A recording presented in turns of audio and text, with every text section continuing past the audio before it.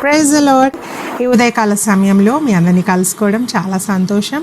ప్రియ సహోదరి సహోదరుడా, మనము ఈ లోకంలో ఎవరినైనా అడ్రస్ చేయాలనుకున్నప్పుడు, ఎవరినైనా వీరు పలానా వాళ్ళు అని పిలవాలని అనుకున్నప్పుడు, మనము వారి యొక్క స్థితిగతులను బట్టి వారిని అడ్రస్ చేస్తూ ఉంటాం. వాళ్ళు గొప్పోళ్ళండి, వీళ్ళు బీదోళ్ళండి, వీళ్ళు ఇలాంటి వారండి, వాళ్ళు చదువుకున్న వారండి, వీళ్ళు చదువు లేని వారండి అని ఒక మనిషిని వాళ్ళకున్న వాటిని బట్టి మనము అడ్రస్ చేస్తూ ఉంటాం. కానీ పరలోకము మనందరినీ ఎలా పిలుస్తుందో తెలుసా అండి? ఒకే ఒక మాటతో పిలుస్తూ ఉందండి. మనందరినీ సమానంగా ఒకే ఒక మాటతో దేవుని వాక్యం పిలుస్తూ ఉంది. అదేంటంటే యాత్రికులము, పరదేశులము. హల్లెలూయా. దేవుని వాక్యము మనందరినీ మనము పరదేశులము అని పిలుస్తుంది, మనము యాత్రికులము అని పిలుస్తూ ఉందండి.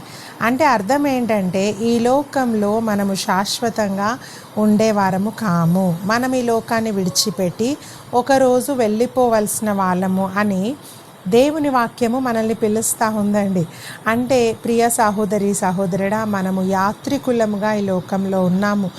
ఎవ్వరము కూడా ఎంత ఉన్నతవారం కావచ్చు, ఎంత ఉన్నత స్థితిలో ఉన్నవారమైనా కావచ్చు, ఎంత చదువుకొని ఉండొచ్చు, ఎన్ని ఆస్తిపాస్తులు మనకు ఉండొచ్చు, ఈ లోకంలో గొప్ప పేరు ప్రఖ్యాతలు మనం సంపాదించిన వారం కావచ్చు, కానీ మనందరము కూడా యాత్రికులము, మనము పరదేశులము.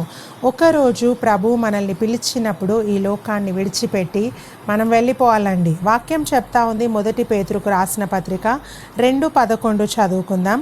ప్రియులారా, మీరు పరదేశులను యాత్రికులనై ఉన్నారు గనుక ఆత్మకు విరోధముగా పోరాడు శరీరాశలను విసర్జించి. హల్లెలూయా.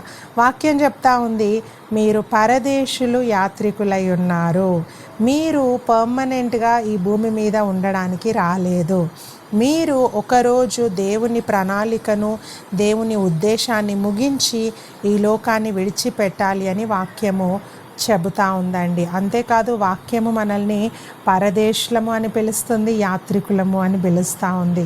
సో ప్రియ సహోదరి సహోదరుడా, దేని విషయంలో మనం గర్వించకూడదు, దేని విషయంలో ఎవరిని తక్కువగా చూడకూడదు. మనందరము కూడా ఈ లోకంలో యాత్రికులము, ఈ లోకంలో పరదేశులము కనుక ప్రతి ఒక్కరితో ప్రేమతో, ఐక్యతతో, అనురాగముతో మనం ముందుకు వెళ్దాము. అట్టి కృప దేవుడు మనందరికీ దయచేయునుగాక. God bless you.